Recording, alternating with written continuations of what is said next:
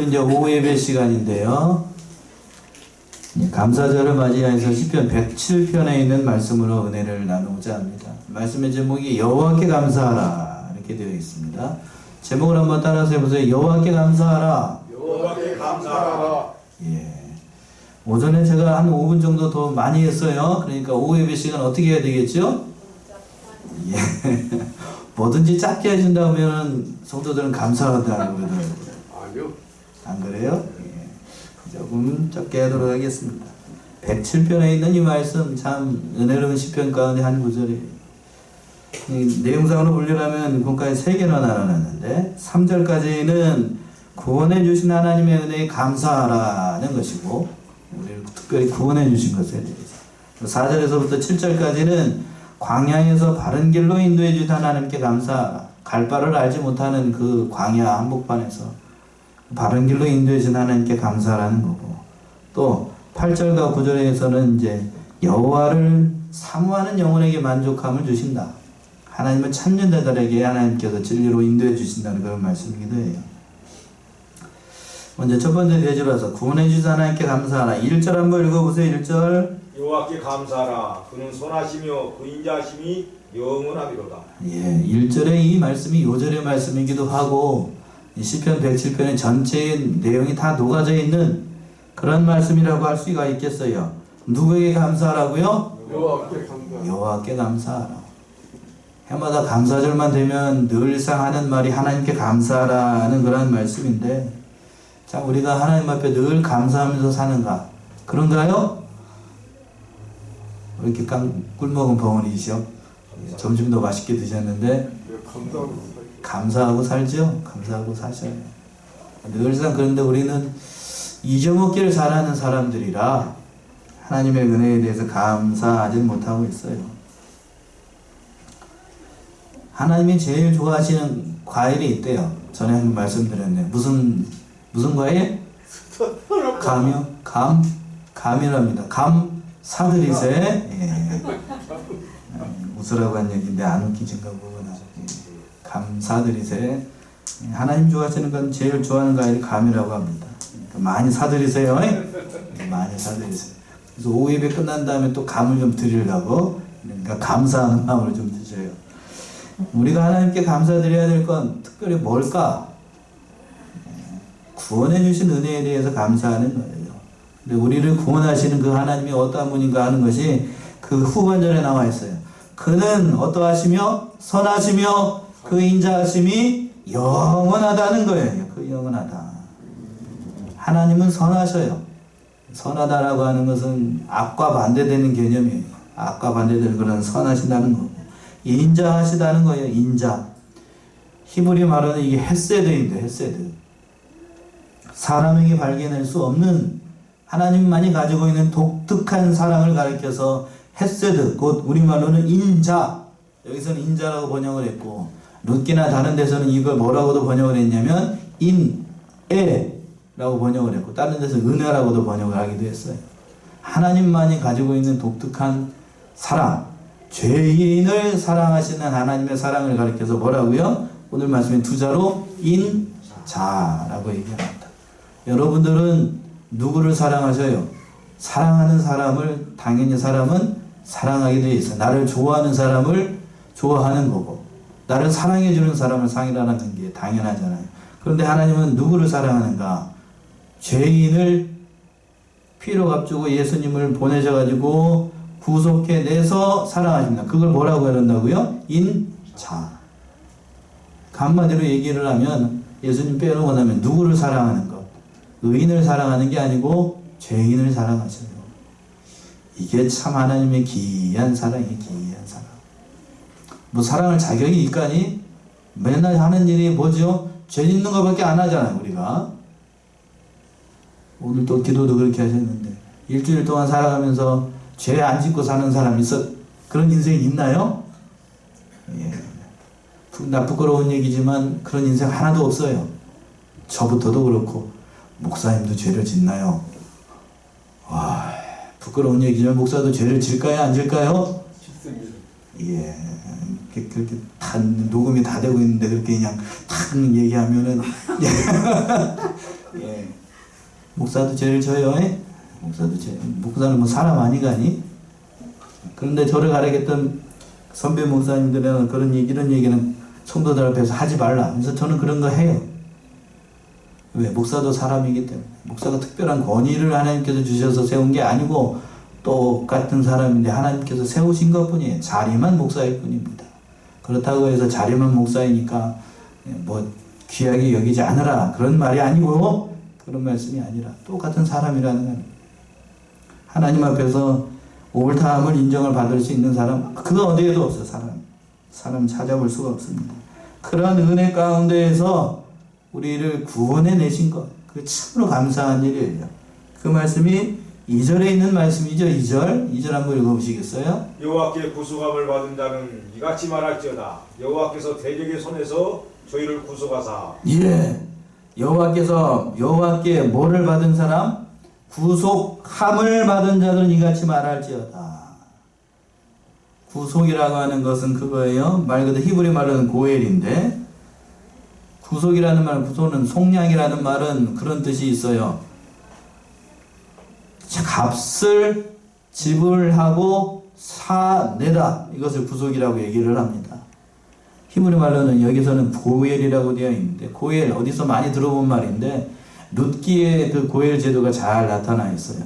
그게 뭐냐면 이스라엘만이 가지고 있는 독특한 그러한 그 기업을 묻는다라고 되어 있어요. 쉽게 얘기하면 저와 이제 그 어떤 사람이 결혼을 했어요.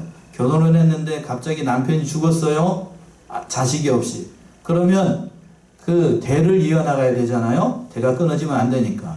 그 형제, 자기 그 남편의 형제나 이웃 중에서 사촌 중에서 가장 가까운 사람이 그 형수하고 아니면 제수씨하고 결혼을 해서 대를 잇도록 해줍니다.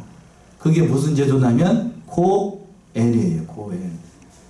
뭔 놈의 집안이 그렇게 콩가루 집안이라냐, 그런 얘기하면 안 돼요. 그런 얘기하면 안 되고, 뭐가 끊어지지 않도록? 대가 끊어지지 않도록 그렇게 해줍니다. 예.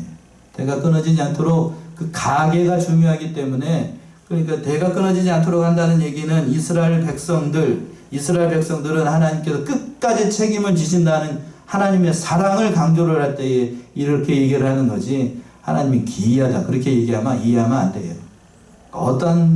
어떻게 해서라도 이스라엘 민족을 유지하시려고 하는 하나님의 사랑에서 출발한 거예요. 그래서 그렇게 구속함을 받은 자들은 이렇게 말하라고 되어 있는 거예요. 그 밑에 하반절에 여호와께서 대적의 손에서 저희를 어떻게 하셨다고요? 구속해 내셨다. 값을 주고 구속해 냈다고요. 모든 대적의 손으로부터. 우리가 이렇게 감사하는 거예요. 그러니까 우리가 이렇게 구속하게 은혜를 받았다고 해서 우리가 무슨 자격이 있어서 뭘 예수를 좀 잘 믿어서 우리를 값주고 사셨는가? 그런가요? 그렇지 않아요? 그렇지 않습니다. 자격이 있어서라고 하면 저부터도 자격이 없어요. 다녔을 만한 자격도 못하고.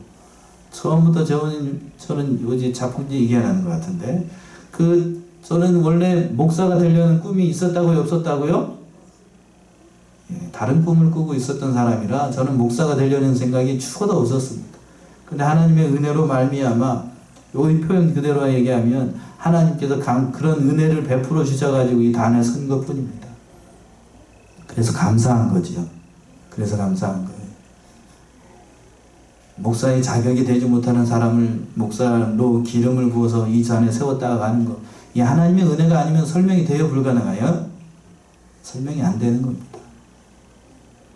세상을 따라가고 세상적인 걸 더 좋아하다가 하나님의 강권하신 능력으로 기름을 부음을 받아가지고 이렇게 말씀을 전하는 것, 이게 참 은혜지요. 실망스러우신가요? 처음부터 그냥 어렸을 때부터 바르게 믿음으로 자라가지고 목사의 부푼 꿈을 안고 그렇게 자라기를, 그런 사람도 개 중에는 있어요. 개 중에는 있는데, 그러나 대부분 제 동기들이나 이렇게 하는 사람들 보게 되면 하는 얘기가 우스갯소리예요. 저희끼리 하는 얘기가 뭐냐면, 다 막아놓고 그 길만 열어놨더라고. 예? 다 막아놓고 그 길만 열어놔갖고 그 송아지 좀 크면은 말 잘 듣게 하려고 뭐를 뚫죠? 코 뚫죠? 코 뚫려가지고 지금 여기 와 있는 거라고. 그렇게 얘기하는 분들도 있는데, 아무튼, 어떻게 됐든지 간에 코라도 뚫려가지고 이 자리에 있는 게 복이라고, 이렇게 또 다른 분은 그렇게 또 얘기를 하시는데요. 어떻게 됐든지 간에 이 직분을 감당하고 있는 자체가 큰 은혜지. 또 세상의 모든 직분보다도 가장 값지고 귀한 것이 이 직분이에요.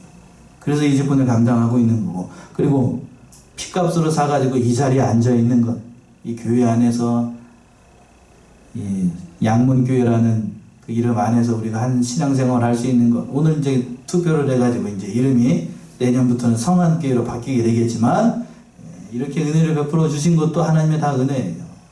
다 은혜입니다. 새 출발할 수 있도록 은혜를 베풀어 주신 것도 참 감사합니다. 이 모든 것 다 하나님의 은혜로 된 거죠. 은혜가 아닌 게 없어요.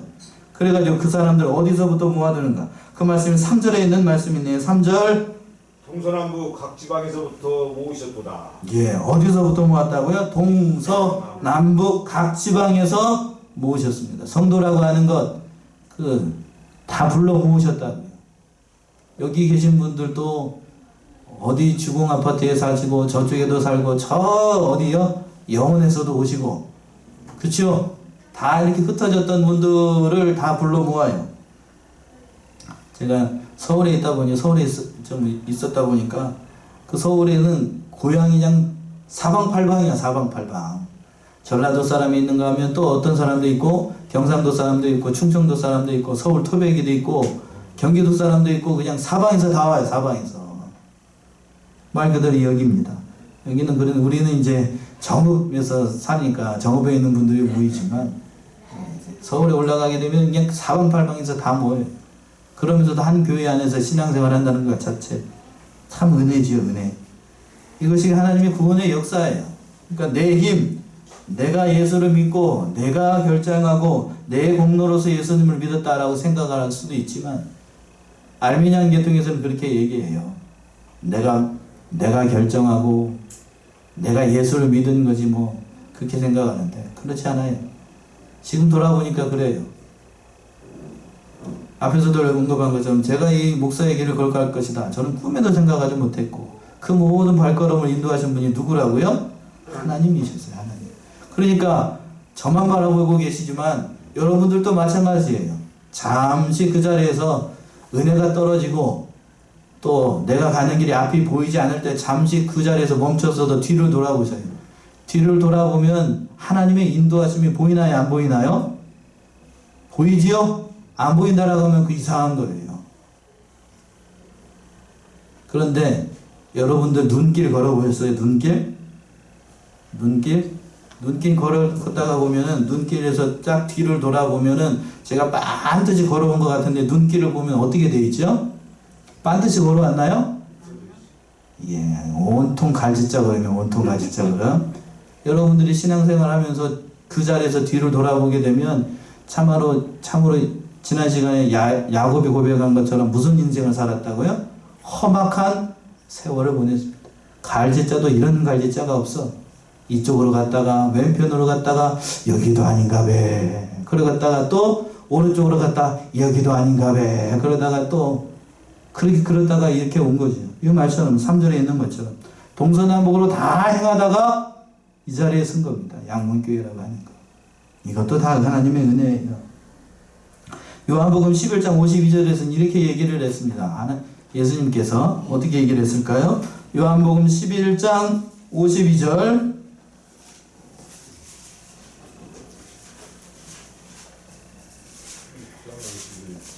11장 52절. 또 그 민족만 위할 뿐이 아니라 흩어진 하나님의 자녀를 모아 하나가 되게 하기 위하여 죽으실 것을 미리 말함이로라. 예, 우리 유대 민족만 위해서 예수님께서 오신 것이 아니라 흩어져 있는 모든 하나님의 자녀를 하나로 모으기 위해서 예수님께서 이 땅에 오신 겁니다. 그러니까 저와 여러분들이 이 자리에 있는 것도 다 하나님의 은혜라고 얘기를 할 수가 있는 거예요. 참 하나님께서 우리를 모으셔가지고 광야의 길에서 이스라엘 백성들이 인도하셨던 것처럼 우리를 바른 길로, 의의 길로, 진리의 길로 인도하셨어요. 그 말씀이 4절과 5절에 있는 말씀이네요. 4절과 5절 한번 읽어보세요. 저희가 광야 사막길에서 방황하며 거할성을 찾지 못하고 줄이고 목마름으로 그 영혼이 속에서 피곤하였도다. 예. 이 시편 107편은 그 이스라엘이 포로로 잡혀갔다가 다시 돌아왔을 때 그 구원에 대한 은혜에 대해서 감사한 것을 회고하면서 한 얘기인데 4절과 5절에서 말씀 보게 되면 저희가 광야길에서 방황하며 거활성을 찾지 못하고 줄이고 목마름으로 그 영혼 속에서 피곤하였도다. 이스라엘 백성들이 광야에서 먹을 것도 없고 마실 물도 없는 광야에서 방황할 때에 하나님께서 이스라엘 백성들을 그렇게 인도하시지 않았다라고 하면 이스라엘 백성들이 그 사막에서 하루라도 살 수 있었을까? 살 수 있을까요? 못 살아요. 못 산다고요. 지금도 마찬가지입니다. 지금도 사막 그 한복판에 떨어놓으면 동서남북을 가려볼 수가 없대요. 우리는 사막이 없어서 잘 모르지만 앞이 보이지 않아요. 어디가 어디고 끝도 없이 펼쳐져 있는 곳 모래 땅만 보이고 어디가 어딘지는 모르는 그러한 폭염이 내렸자고 갈 바를 알지 못하는 곳에서 하나님께서 그 백성을 인도하셨다라고 하는 것 그 자체가 또 감사한 일이고 굶주리고 목마르고 피곤한 인생 가운데 하나님께서 우리 인생 그들의 인생을 도우셨어요. 그 말씀 6절과 7절이지요. 6절 7절 읽어보세요. 이에 저희가 그 근심 중에 여호와께 부르짖음에 그 고통에서 건지시고 또 바른 길로 인도하사 거할성에 이르게 하셨도다. 예.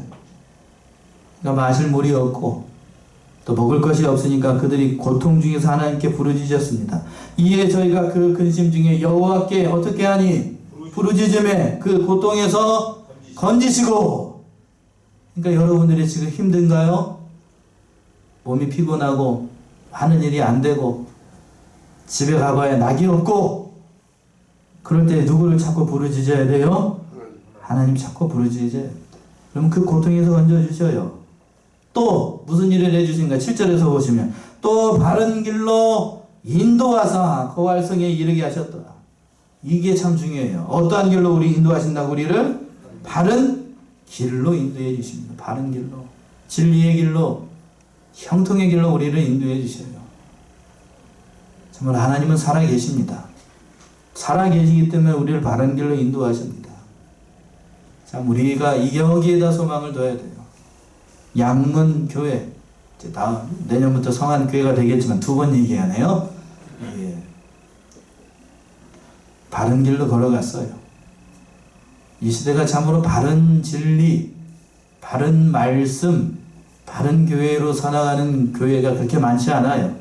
세상 모든 교회들, 많은 교회들이 있지만 저기로 가는 길이 많아요. 넓은 길로 가는 길이 많습니다. 넓은 사상길로 따라가고 넓게 나가는 사람들이 많아요. 그러나 저희는 무슨 길을 가요?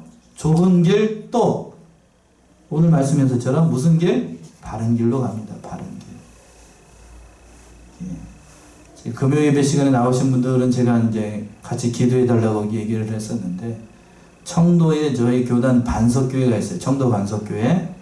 청도 반석교회가 있는데 청도에 한인교회가 너무나도 많대요. 그래서 뭐라고 기도 제목이 왔냐면, 청도에 한인교회가 너무 많으니까 중국 공산당이 뭐라고 그랬냐면, 청도에 있는 한인교회 중에 천주교를 포함해서 5교회만 남겨놓고 다 정리해버리겠다. 공산당이 정리하겠다라고 하면 정리를 할까요, 안 할까요? 합니다. 예, 다 정리, 우리 식으로 얘기하면 불도저로 다 밀어버리겠다는 거예요. 왜 그럴까? 왜 이렇게 강하게 나올까? 지금 어디에서 무슨 콩 있죠? 예, 거기에서 이상하게 나오니까 이제 쉽게 얘기하면 사상적으로 이상하게 된 데는 다 밀어버리겠다는 거예요. 아마 중국 정부에서 그렇게 하는 것 같은데, 천주교를 포함해서 5개 교회만 청도에 남겨놓고 다 어떻게 해버리겠다, 밀어버리겠다고 이게 얘기를 했어요. 감사한 건 뭐냐면 그 5개 교회 중에 저희 교단 청도 반석교회가 포함되어 있어요. 그 청도가 우리나라로 얘기하면 신도시예요. 그래서 한국 기업들이 거기 많이 들어가 있어. 큰 교회들도 많은데 거기서 몇 교회만 남겨놓고, 천주교 안에 포함하면 개신교가 몇 개밖에 안 남죠. 이제 4개지요. 그 4개 중에 한 교회가 우리 청도 반석교 그렇게 큰 교회가 아니에요. 근데 어떻게 살아남을 수 있을까? 공산당도 알아요. 우리 계통에서 가르치는 건 뭐만 가르치는 걸 아냐면 뭐만 가르치죠? 우리는 바른 성경 말씀만 가르쳐요. 여러분들이 봤을 땐 딱딱하고 뭐 재미없는 말씀처럼 보이지만 공산당도 와서 들어요. 공안 당국 사람들도. 왜? 검열을 해야 되거든. 그러니까 여기서는 다른 거 안 가르치고 뭐만 가르치는 걸 아니까 이것만 가르치고 사상교육 이상한 거 안 한다는 거 알아요. 그러니까 우리 계통에서 우리 교단에서 중국에 많은 투자를 하고 지금도 많이 해요. 그들도 압니다. 그래서 우리 성경만 가르치는 그 교단, 그 목사님만 인정을 한다는 거예요. 감사한 일이죠. 감사한 일 아니에요? 한다는 교회들이 그렇게 많음에도 불구하고 감사한 일이에요. 그래서 이제 내일부터 심사가 들어갑니다. 공식적으로 그게 이제 공산당 사인이 나와서 이게 얘기를 해도 되는지 모르겠다. 이거 좀 위험스럽긴 한데 이렇게 정식적으로 승인이 날 수 있도록 허가를 받아야 됩니다. 그 교회들만 남겨놓고 나머지는 다 어떻게 해본다고? 다 불법으로 다 밀어버리겠다는 거예요. 우리가 이걸 위해서 좀 기도 많이 하고, 그리고 저와 여러분들이 그런 계통에서 우리가 말씀을 배우고 있다는 것에 뭐를 가지고? 자부심을 가져야 돼요. 자부심을 가져야 돼요. 우리는 여기 있으니까 우리가 얼마나 바른 길을 가고, 요 말씀이 갑자기 나와서 제가 생각이 나서 말씀. 바른 길을 가고 바른 말씀을 배우고 있는지 잘 모르겠지요? 우리는 잘 모르는데 다른 사람들은 그걸 알고 있어요. 어디서? 중국 사람들이 안다니까요. 그게 신앙 정통성을 우리가 찾아야 됩니다. 그러니까 늘 성경을 가까이 하고 다른 길이 없어요. 이 말씀대로만 하면 우리가 살 길이 열린다라고 하는 것을 우리가 알 수 있습니다. 그럼 마지막으로 이제 세 번째 대주로 와가지고 8절 한번 읽어보세요. 8절. 여호와의 인자하심과 인생에게 행하신 기이한 일을 인하여 그를 찬송할지로다. 참 8절 참 의미심장한데, 여호와의 인자하심과 인생에게 행하신 무슨 일?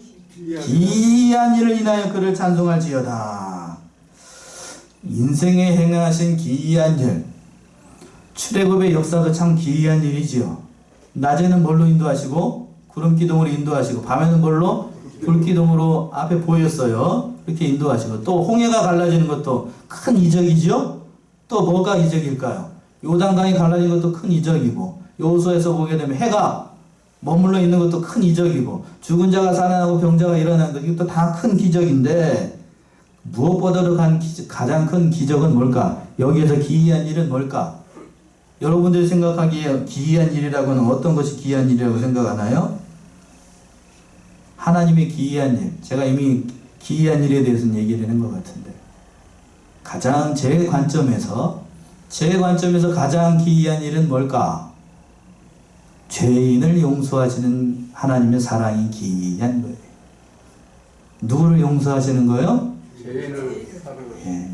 죄인을 사랑하시는 게 기이합니다.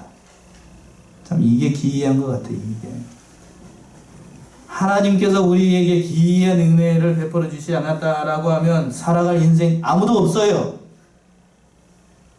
아멘이신가요? 아멘. 그게 가장 큰 기적인 것 같습니다. 저는 그래요. 늘 감사하는 게 그거예요. 늘 감사한 게. 제가 뭔 한 게 있다고 이 자리에 세워서 늘상 새벽마다 말씀을 준비하게 하고, 또 때로는 힘이 들 때가 있을까요? 안 들 때가 있을까요? 힘이 들 때가 있어요. 꾀가 날 때도 있고, 하기 싫을 때, 이런 얘기 하면 안 되는데, 이건 탑크리스인데, 있어요. 그러나, 말씀을 붙잡고, 말씀을 묵상하고, 잘 되지 않을 때가 있어요. 어떤 때는 말씀을 준비할 때 1시간 만에 다 될 때가 있고, 새벽 짧은 말씀인데도, 서너 시간 기도하면서 이렇게 할 때도 잘 안 될 때가 있어요. 그럴 때에는 참, 이걸, 이런 생각이 드네요. 다 얘기 안 해요. 이걸 왜 했나 싶어요. 이걸 왜 했나 싶어요. 그래서 어느 때는 집사람이 전화가 와요. 12시가 넘어도 안 들어오니까 날 셉니다. 그렇게 하면서 쭉 보고 이제 가만히 생각하고 있으면, 그러면서 번쩍 머릿속으로 슉 지나가는 게 있어요. 그거 가지고 말씀 전합니다. 그럴 때는 참 감사해요. 참 감사하다. 그게 은혜인 것 같아요. 그게 은혜. 그게 기이한 일 아니겠어요? 그게 기이한 일. 우리 인생이 뭐길래 우리께 하나님께서 이렇게 간섭하시고 모든 것들을 다 주셔가지고 우리에게 이렇게 영혼을 주시는가. 참 우리에게 말할 수 없는 은혜를 베풀어 주셨어요. 마지막으로 9절이요. 저가 사모하는 영혼을 만족해 하시며 줄인 영혼에게 좋은 것으로 채워주시미로다. 예, 9절 우리 합독하십시다. 참 중요한 말씀이죠. 9절 시작. 저가 사모하는 영혼을 만족해 하시며 줄인 영혼에게 좋은 것으로 채워주십니다. 아멘이시지요? 하나님을 사모하는 자, 하나님을 간절히 찾고 찾는 자, 그 영혼에게 좋은 것으로 채워주신다라고 분명히 약속하고 있어요. 그러니까 우리가 하나님을 찾아야 되겠어요? 안 찾아야 되겠어요? 찾아야 되겠죠? 많이 찾아야 됩니다. 그러니까 주일 오전 예배, 오후에 시간만 찾으면 되겠어요? 아니면 수요 예배도 나오고 금요일도 나오고 더불어서 새벽에도 나오고 자꾸 부르짖어야 되겠어요? 어렵게 해야 될까요? 어떻게 해야 되겠까요? 빨리 끝나게 찾아야 되겠어요? 안 찾아야 되겠어요? 찾아야 되겠지요? 근데 안 찾는 분들이 요즘 많더라고. 많이 찾으셔요. 하나님 찾고. 아이고 지금 받은 은혜에도 감사합니다 목사님. 에이 그러지 마셔.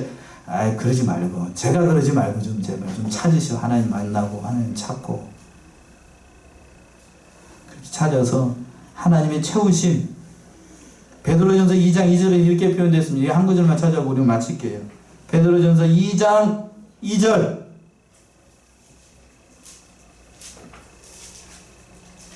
갓난아이들 같이 순전하고 신령한 저들을 사모하라. 이는 이로 말미암아 너희로 구원에 이르도록 자라게 하려 함이라. 누구같이 사모하라고요? 갓난 아이같이. 아이들 키워보셨지요? 아이들 키워다가 엄마 품에서만 자란 아이들 다른 부모나 다른 낯선 사람한테 보내면 아이가 어떻게 되죠? 자지러집니다. 자지러집니다. 그런 것처럼 그런 마음으로 누구를 찾으라고요? 하나님을 찾으라. 여러분들은 자지러질 만큼 하지는 찾으시나요? 하나님 찾다가 자지러지지 않아 봐가지고 잘 모르겠어요. 그 비정상이에요. 그렇겠죠? 애들도 엄마를 찾을 때 자지러지는데 우리가 하나님 찾으려고 자지러지지 않는다. 이 뭔가 잘못돼도 어떻게 잘못된 거 한참 잘못한 거 아니겠어요? 그렇죠? 그렇게 찾아야 된다. 이 말씀이 9절에 있는 말씀이 그 말씀이에요. 한 번만 읽어보겠습니다. 저가 사모하는 영혼을 만족해 하시며 줄인 영혼에게 나쁜 것으로 좋은 것으로 채워주심이로다. 이 말씀 붙잡고 좋은 것을 주시는 하나님을 많이 좀 찾으셔. 많이 찾고 좋은 것으로 형통의 길로 인도하시는 하나님으로 인하여서 믿음으로 승리하는 저와 여러분들이 다 되시기 바랍니다. 자, 여기까지 하고 문제 3개 나와 있던데 풀어보고 마칠게요. 98쪽 보시면 자, 98쪽 보시면 새김질하기라고 되어 있는데 문제가 3개가 있습니다. 비슷비슷한 말씀인데 1번 보면 여호와께서 택한 백성에게 무엇을 주시나요? 좋은 것? 나쁜 것? 네, 선한 것만 좋은 것만 주셔요. 2번 이스라엘 백성이 광야에 방황하며 그 알성을 찾지 못할 때 여호와께서 어떻게 인도하셨습니까? 무슨 길로 인도하셨다고요?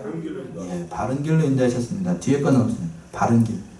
바른 길로 인도하셨습니다. 그러니까 여러분들이 바른 진리의 말씀 배우고 바른 교단에서 바른 성경 말씀 배운다는 참 귀한 일입니다. 그리고 3번 여호와께서 누구의 영혼을 만족해 주신다고요? 하나님의 말씀을 사모하는 사람. 간절히 부르짖는 사람. 이 사람을 만족해 해주신다는 것을 말씀드렸고 그런 영혼에게 만족을 주신다는 걸 믿고 승리하시기 바랍니다. 기도하겠습니다.